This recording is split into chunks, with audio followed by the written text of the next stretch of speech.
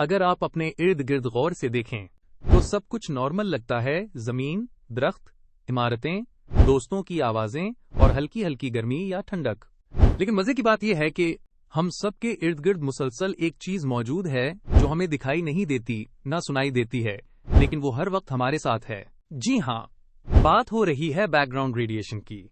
ये रेडिएशंस कुदरती तौर पर हमारे माहौल में हर तरफ फैली हुई हैं। वीडियो में आगे बढ़ने से पहले वीडियो को लाइक करें, चैनल सब्सक्राइब करें और दोस्तों के साथ ये वीडियो जरूर शेयर करें। मिसाल के तौर पर जब हम घर में बैठकर बिरयानी खा रहे होते हैं या पार्क में वॉक कर रहे होते हैं, तब भी ये रेडिएशंस हमारे आसपास मौजूद होती हैं। ये कहां से आती हैं? मिट्टी से, चट्टानों से, हवा से, यहाँ तक कि जो कंक्रीट से बनी बिल्डिंग्स हैं उनसे भी। और हाँ, जो खाना और पानी हम रोजाना कंज्यूम करते हैं उनमें भी थोड़ी सी मिकदार में रेडियो एक्टिव एलिमेंट्स मौजूद होते हैं। हैरानगी की बात यह है कि हमारी जमीन के अंदर कुछ गैसेस जैसे राडोन 222 RN भी होती हैं जो रॉक्स से निकलती हैं, और राडोन ही दुनिया भर में बैकग्राउंड रेडिएशन का एक बड़ा सोर्स है। अब सिर्फ जमीन ही नहीं, स्पेस भी हमें रेडिएशन भेजता रहता है। उन्हें कॉस्मिक रेडिएशंस कहा जाता है। जब ये रेडिएशंस हमारी अर्थ की एटमॉस्फेयर से टकराते हैं तो वहां रिएक्शंस होते हैं।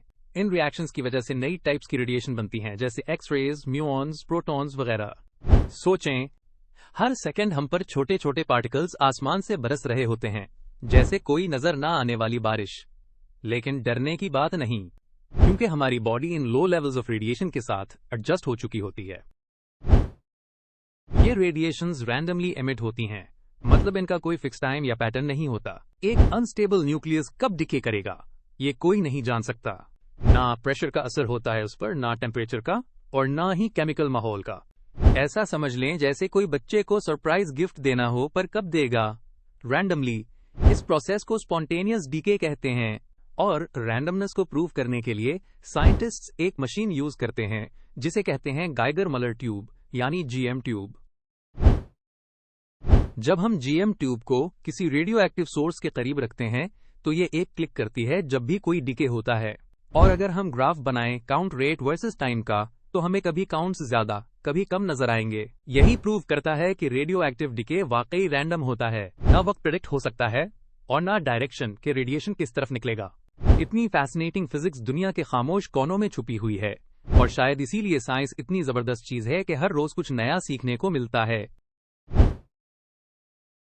क्वेश्चन 1, बैकग्राउंड रेडिएशन का असल जरिया क्या है? इसका जवाब है natural elements. Question 2, Geiger Muller tube क्या पता लगाता है? इसका जवाब है random decays. Question 3, radioactive decay को कौन सा फैक्टर मुतासिर करता है? इसका जवाब है नन।